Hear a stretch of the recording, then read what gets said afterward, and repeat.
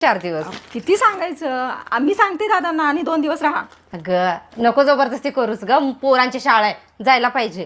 काय तुम्ही आलं की घर भरल्यासारखं वाटतंय, बरं वाटतंय. आणि 2 दिवस राहिला असतं तर लय बरं वाटलं असतं बघा. अगं मला माहिती आहे तुझा लय जीव आहे माझ्यावर, पण आता कसं राहणार सांग, जायला नको घरला. बरं आता तुम्ही थांबा, मी लगेच चहा ठेवते. चहा पिल्याशिवाय जायचं नाही.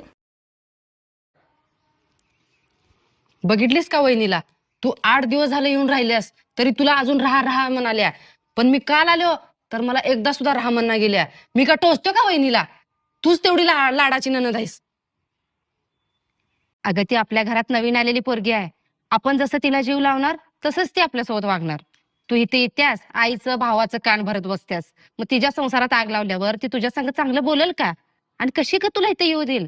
आपल्याला माहेर धरून ठेवायचं असेल का नाही, तर तू बी इथं आल्यावर नीट राहत जा, म्हणजे तुला माहेर काय असते ह्याचा आनंद कळेल.